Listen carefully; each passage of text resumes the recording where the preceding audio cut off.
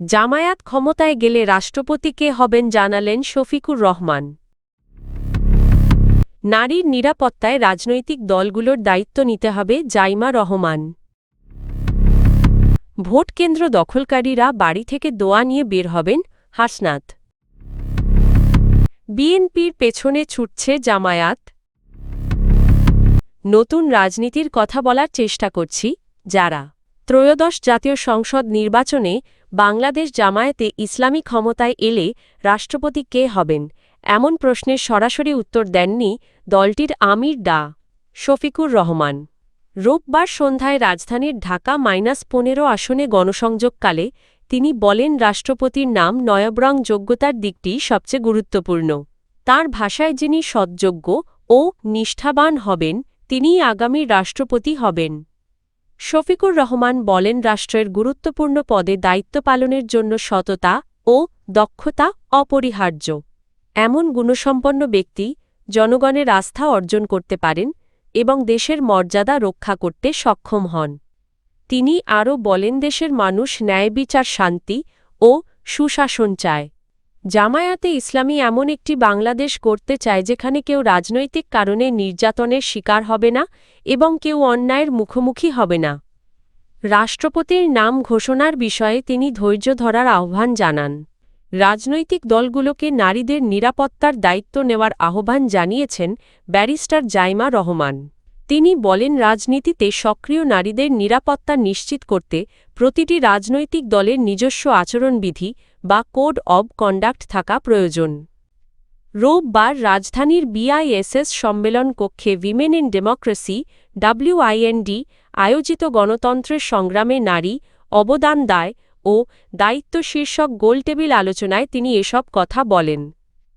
জাইমা রহমান বলেন, নীতি নির্ধারণী পর্যায়ে নারীদের অংশগ্রহণ বাড়াতে ছাত্র রাজনীতি থেকে স্থানীয় সরকার পর্যন্ত নেতৃত্বের একটি ধারাবাহিক পাইপলাইন তৈরি করতে হবে। একই সঙ্গে সেই ধারাবাহিকতা ধরে রাখাও জরুরি, নিলে যোগ্য নারী নেতৃত্ব গড়ে তোলা সম্ভব হবে না। তিনি আরও বলেন, কোনো নারী নেত্রী বা ছাত্রী নেত্রী হয়রানি বা ঝুঁকির মুখে পড়লে রাজনৈতিক দলকে আইনি আচরণবিধির মাধ্যমে তার পাশে দাঁড়াতে হবে এবং সুরক্ষার দায় নিতে হবে। নারীদের রাজনৈতিক অংশগ্রহণে অর্থনৈতিক বৈষম্য একটি বড় চ্যালেঞ্জ উল্লেখ করে জাইমা রহমান বলেন, এই বাধা দূর করতে নারী নেত্রীদের জন্য বাড়তি সুযোগ সুবিধা ও কার্যকর সহায়তা নিশ্চিত করা প্রয়োজন। তিনি সমাজে নারী নেতৃত্বের প্রতি দৃষ্টিভঙ্গির পরিবর্তনের ওপরও গুরুত্ব দেন এবং বলেন, উপযুক্ত সহায়তা ও নিরাপত্তা ছাড়া নতুন নেতৃত্ব বিকশিত হতে পারে না। জাতীয় নাগরিক পার্টির NCP দক্ষিণাঞ্চলের মুখ্য সংগঠক হাসনাত আবদুল্লাহ বলেছেন, আসন্ন ত্রয়োদশ জাতীয় সংসদ নির্বাচন কেবল সরকার পরিবর্তনের নয়বরং স্বৈরতান্ত্রিক রাষ্ট্রব্যবস্থার পরিবর্তনের নির্বাচন। রোববার সকালে সিরাজগঞ্জের শাহজাদপুর সরকারি কলেজ মাঠে 11 দলীয় জোট আয়োজিত এক নির্বাচনী জনসভায় তিনি এ মন্তব্য করেন। হাসনাত আবদুল্লাহ বলেন, এই নির্বাচনের মধ্য দিয়েই আগামী দিনের বাংলাদেশ কোন পথে এগোবে, রাষ্ট্র কাঠামো, প্রশাসন, পুলিশ ও বিচার বিভাগের চরিত্র কেমন হবে তা নির্ধারিত হবে। ভোটকেন্দ্র দখলের চেষ্টা করলে কঠোর প্রতিরোধের হুঁশিয়ারি দিয়ে তিনি বলেন, যারা ভোট ডাকাতির প্রস্তুতি নিচ্ছে তাদের আর নিরাপদে বাড়ি ফেরার সুযোগ দেওয়া হবে না।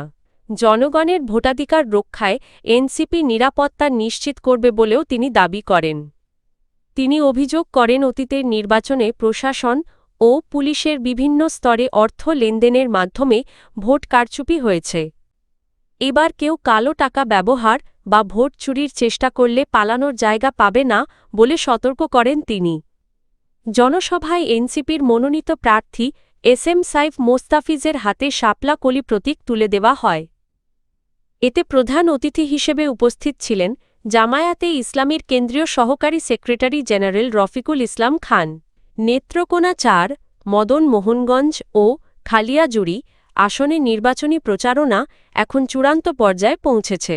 রাজনৈতিকভাবে গুরুত্বপূর্ণ এই আসনে অতীতের ধারাবাহিকতায় যে দলের প্রার্থী জয়ী হয়েছে সেই দলই সরকার গঠন করেছে এমন নজির রয়েছে গত 12টি জাতীয় সংসদ নির্বাচনে। এবারের নির্বাচনে বিএনপি থেকে ধানের শীষ প্রতীকে প্রতিদ্বন্দ্বিতা করছেন সাবেক স্বরাষ্ট্র প্রতিমন্ত্রী লুৎফুজ্জামান বাবর। তার বিপরীতে বাংলাদেশ জামায়াতে ইসলামীর প্রার্থী দাঁড়িপাল্লা প্রতীকে মো. আল হেলাল তালুকদার। এছাড়া ইসলামী আন্দোলন বাংলাদেশ কমিউনিস্ট পার্টি সিপিবি ও বাংলাদেশ বিপ্লবী ওয়ার্কার্স পার্টির প্রার্থীরাও প্রতিদ্বন্দ্বিতায় রয়েছেন। বাবরের নিজ এলাকা হিসেবে পরিচিত এই আসনের বিভিন্ন ওয়ার্ডে বিএনপি ও সহযোগী সংগঠনগুলোর শক্ত অবস্থান লক্ষ্য করা যাচ্ছে। দলটির নেতাকর্মীরা দিনরাত বাড়ি বাড়ি গিয়ে ভোট চাইছেন, মিছিল ও পথসভায় সরব রয়েছে পুরো নির্বাচনী এলাকা। লুৎফুজ্জামান বাবরের আগে ১,৯৯,১১,৯৯৬ ও ২০০১ সালের জাতীয় সংসদ নির্বাচনে বিজয়ী হন। নির্বাচনী সভাগুলোতে তিনি মাদক ও জুয়া নির্মূল, বেকারত্ব দূরীকরণ এবং কৃষকসহ সাধারণ মানুষের জীবনমান উন্নয়নের প্রতিশ্রুতি দিচ্ছেন। অন্যদিকে জামায়াতে ইসলামীর প্রার্থী আল হেলাল তালুকদারও গণসংযোগ ও ক্যাম্পিংয়ের মাধ্যমে মাঠে সক্রিয় রয়েছেন। তিনি হাওড়াঞ্চলের স্বাস্থ্য, শিক্ষা, যোগাযোগ ব্যবস্থার উন্নয়ন এবং মোহনগঞ্জ ময়মনসিংহ লোকাল ট্রেন পুনরায় চালুর প্রতিশ্রুতি দিয়েছেন। আসন্ন জাতীয় সংসদ নির্বাচনে ঢাকা-৯ আসনের স্বতন্ত্র প্রার্থী ডা. তাসনিম জারা বলেছেন, মানুষের ভোগান্তির কথা বিবেচনা করেই তিনি প্রচলিত মাইকিং বা শোডাউন ভিত্তিক প্রচারণা করছেন না। শনিবার মানিকনগর বিশ্বরোড এলাকায় গণসংযোগকালে তিনি বলেন, মাইকিং মহড়া কিংবা ডিজিটাল ব্যানারে শহর ছেয়ে ফেলা জনসেবামূলক রাজনীতির অংশ নয়। তাই তিনি অলিগলি, বাজার ও বাসাবাড়িতে গিয়ে সরাসরি মানুষের সঙ্গে কথা বলার মাধ্যমে নতুন ধারার রাজনীতির বার্তা পৌঁছাতে চান। ডা. তাসনিম জারা বলেন, স্বতন্ত্র প্রার্থী হিসেবে অল্প সময়ের মধ্যে প্রতীক পরিচিত করা বড় চ্যালেঞ্জ হলেও নারী প্রার্থী হওয়ার একটি ইতিবাচক দিক রয়েছে। নারীরা স্বাচ্ছন্দ্যে তাঁর কাছে নিজেদের সমস্যার কথা তুলে ধরতে পারছেন, যা তিনি বড় অর্জন হিসেবে দেখছেন। তবে রাজনীতিতে নারীদের জন্য একটি বড় প্রতিবন্ধকতা হিসেবে সাইবার বুলিংয়ের কথাও উল্লেখ করেন তিনি। তাঁর ভাষায়, জনজীবনে সক্রিয় প্রায় সব নারী এই সমস্যার মুখোমুখি হন, তাই রাজনীতির মাঠকে নারীদের জন্য নিরাপদ করতে উদ্যোগ নেওয়া জরুরি। এলাকার উন্নয়ন প্রসঙ্গে তিনি জানান, আধুনিক বর্জ্য ব্যবস্থাপনা, পার্কে হাঁটার পরিবেশ উন্নয়ন সহ নাগরিক সমস্যা সমাধানে সিটি কর্পোরেশন ও সেবা সংস্থাগুলোর সঙ্গে সমন্বয়ের প্রয়োজন রয়েছে। নির্বাচিত হলে এসব প্রতিষ্ঠানকে জবাবদিহির আওতায় আনাই হবে তার অন্যতম দায়িত্ব।